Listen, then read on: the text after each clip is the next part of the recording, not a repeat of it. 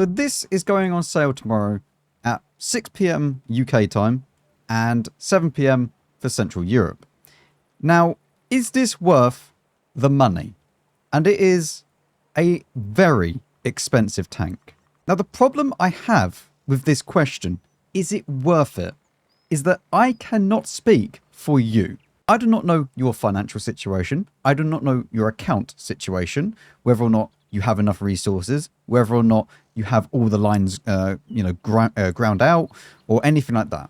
So nobody can really answer the question, is it worth it, apart from you personally. I can give you all the information on the tank, sure, but I can't answer for you whether or not it is worth it to you. And to be quite honest with you, probably my video alone isn't going to answer that question. And you should look around for all the other CCs and everyone else that has posted videos regarding this vehicle to see what they think on it. Do I like the vehicle? Yes.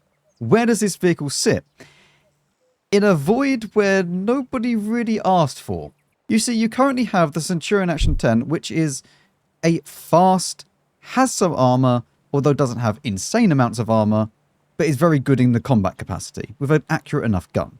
You then have the Leo 1, which is a true sniper, super fast, no armor at all, and a great gun. This sits in the middle of that. Now, the closest competitor to this tank is probably actually the M60. Not because of the armor layout, but because of the mobility and gun stats. The gun on this vehicle is better than the M60, and the mobility is better than this tank. However, they are very similar in the way they trade blows with each other. Probably more so than a Centurion would be. And it probably has the similar playstyle to an M60 than it does with a Leo 1. Because the Leo 1 is just flat out faster. It can do more, it can get around the battlefield a lot faster than this thing can. Even with a turbo, this goes at 60. The M60 would go at 60 stock. So it would go at 65 with a turbo.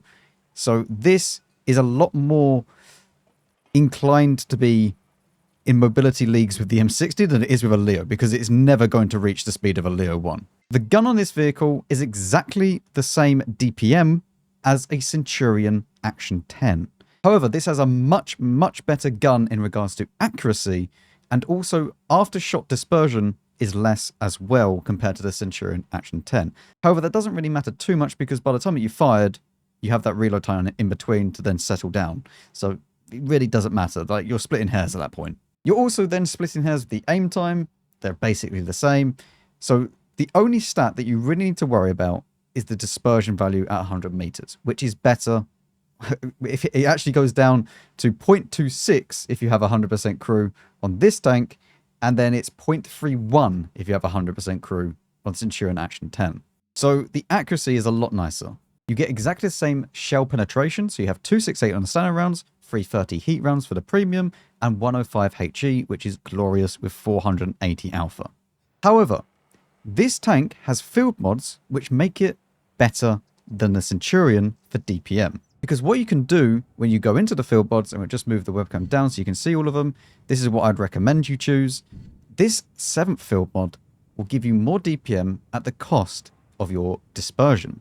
And it is 100% worth taking this, because your dispersion is 0.24 with 100% crew, brothers in arms, even with this one ticked. You will then have better DPM than a Centurion Action 10. However, it's not going to be massive amounts, okay? You're not going to be suddenly, a full second better at reloading than a Centurion. It just won't work like that. But you will have better DPM. You're close to 4,000 if you're using bounty equipment with a rammer and vents. And if you were to use bonded, you would get past 4,000 DPM.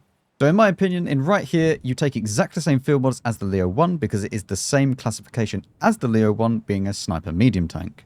And just to show you, you go left, right, left, left. Now, for equipment for this vehicle, I was using turbo, rammer, and vents.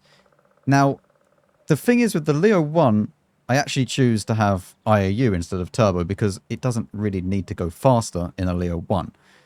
And in this one, I think that you need the turbo. Not because this tank is by any means slow, but just because it then catches up to the rest of the tanks that you're trying to play with. the M60, the Leo 1, or even though that you're never going to get as fast as the Leo 1, but it's nice to just get up there, get to that 60 kilometers an hour, rather than at that 55. And to be honest with you, it doesn't actually matter what one you pick here. This is kind of a free choice for whatever you want. I would strongly recommend you have rammer and vents. I mean, rammer is a no-brainer completely, but vents is another one where you can kind of go and do whatever you want. You could run HP turbo rammer if you really want to, but I think the vents along with the rammer, then combine this just to make it that much nicer overall. Anyway, it is time to go and show you some replays. I played 6 games earlier on stream, just a quick hour or so stream. They went pretty well. I mean, we got 4.1k average damage and 1600 assistance, so, you know, like 5.7k combined. If you really want to count combined, although just go for DPG, you know, 4.1. So I'm going to show you a game from this. This was actually my first game that I played. Yes, I am on the press account. Yes, I have full crew skills. If that annoys you, click off the video. I really don't care anymore. Even if this was on my main account, I would have the exact same perks. All of the main perks would be on my main account as well, because it is a Centurion crew inside this tank. And just to show you, the Centurion crew fits absolutely perfectly within this vehicle, with the loader being the radio operator as well. So you can turn your Centurion crew straight into this tank, and it will be placed perfectly. Okay, so here we are on El Haluf. Now this is top tier, -2, which is very balanced, as we all know. We love a good bit of -2 here in World of Tanks. But we're in, so Vickers 3, we got matched up against a TVP, which, same tank, okay? Shush. Exactly the same vehicle. Now, I want to speak briefly, because nothing much happens at the start, about just these events and the game in general. If you're not enjoying the game, don't bother with this event. And if you don't have all the resources available to you, I personally wouldn't bother with this event. Because the Leo is better than this tank. The Centurion Action 10 is better than this tank. It is a nice vehicle. Don't get me wrong. As we watch Mr. Pat in the Tank do Pat in the Tank things, I don't know. I don't know, man. Like, he's gaming. The gun is super nice on this vehicle. Not better than Leo. Better than the Centurion, yes. But does that mean that it's worth spending 1 million free XP, or however much it would cost you to get this vehicle? Again, right at the very start of the video, I said, I don't know your situation. Nobody else can really tell you that other than yourself. But if you're not enjoying the game, I would 100% say, no, it's not worth getting this vehicle. You know, if you're bored and constantly annoyed by the 15.5 simulator that we have at the moment in this game, then I wouldn't bother getting this tank, right? It makes no sense. However, for me, I do this for a living, right? I make content on this game. Of course, I'm going to get this vehicle. I also have the resources at my disposal. It doesn't really cost me much to just go and use this. Right? So it cost me, let's say that it cost 30,000 gold, which I think that's roughly what it was to convert the million XP. So 30,000 gold, which I don't know off the top of my head how much that is. Maybe I'll post this in the video in text, how much that is in pounds, and then you can convert that into whatever it is for you. But that's how much this tank would cost me.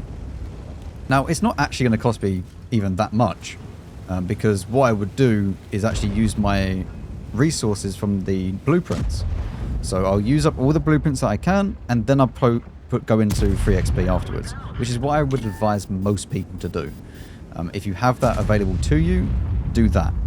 The exact same thing for all the other assembly shops. That is the cheapest way of getting it done. As long as you've ground out the rest of the lines. Because there's no point spending your blueprints if you haven't already got the rest of the tanks. I have a massive shed load of blueprints because I have every single tank in the game unlocked. So I have nothing to spend them on unless a new line comes out. And even then, I can kind of just grind the line. It's not going to be much effort for me. So regarding that, that's what I would say with getting this tank in the cheapest way possible. That's obviously if you manage to get it at a discount. If you don't get it at a discount, then for the converting I'm on about, which I done at 1 to 40 conversion. If you can't do that, then, it's going to cost you whatever it is to convert into 1,000,000 XP. But look at this. The tank is beautiful. I love this vehicle. Is that going to mean that everybody should go out and get it? No, of course not. I love the Leo 1. I love the Leo 1 probably more than this tank. But I also like the look of this vehicle. Even if this tank wasn't that great, I'd still probably get it. Just because I like the look of it. Also because I am a collector. As much as I might sell some tanks and they, get left in my collection tab, I still like collecting all the tanks, all the rarer tanks. So if you're a tank collector, this is obviously a no-brainer and no point even watching the video for it. But if you're someone that doesn't spend a lot of time playing all the tanks and doesn't necessarily have the resources either, I wouldn't bother getting this vehicle. It's just not worth it. And that's in my opinion. Does that mean that you should do that? No. It's your life, your decision. You do whatever you want to do and you do whatever makes you happy. If you think that you're going to enjoy this tank, then fine. It's not going to change anything. But it also shouldn't, if people who have got this tank, you shouldn't also then look down on them and think, oh, well, they're just, buying a tank because they're just a sheep. The vast majority of people, yes, that is the correct opinion of them, right? And they just get the FOMO and will buy it. But I would say that 99% of people don't really need to get this tank. You could get a Leo. Now, that brings me on to another thing that people have been saying. What happens if the Leo 1 gets nerfed? Now, first of all, the Leo 1 shouldn't get nerfed. If it does, I am going to be very angry, because that is one of my favourite tanks in the game. But if it did get nerfed, then this tank would then mean that it is just the best at sniping and the best in that kind of role, depending on how the Leo would get nerfed, which then would make this tank even more enticing to get. However, there is no point thinking like this, and I have to bring this up because everybody seems to say this. There's no point thinking about something that could happen in the future. You should always buy something, not for future promises, and not for what if in the future. Get something for the present moment and just be happy. And if you don't want to, don't do it. Going back to this replay though, I think we've exhausted more than enough information about the event in general and overall what I think about different things. We've managed to rack up 5 kills, 6.7k in very, very short time, and now we're about to get jumped on by a Foch B. So what do I think about the Vickers MBT or whatever it's called? I think that it's a lovely tank. I think that it's not OP. It sits in a void where no one demanded for it, but it's fine. If you like the Leo, you'll like this tank, more than likely. If you like the Centurion, it's a little bit harder to say that you would like this vehicle because of the lack of armor. But I would say if you definitely like the Leo and the M60 type of playstyle, then this vehicle will suit you. Does that mean that you should go and get it if you like it? No, because remember at the start, only you can make that decision. I have hopefully given you more than enough info regarding this vehicle and whether or not you can then decide on your purchase decision. Thank you very much for watching. Let me know your thoughts about the whole event in the description down below.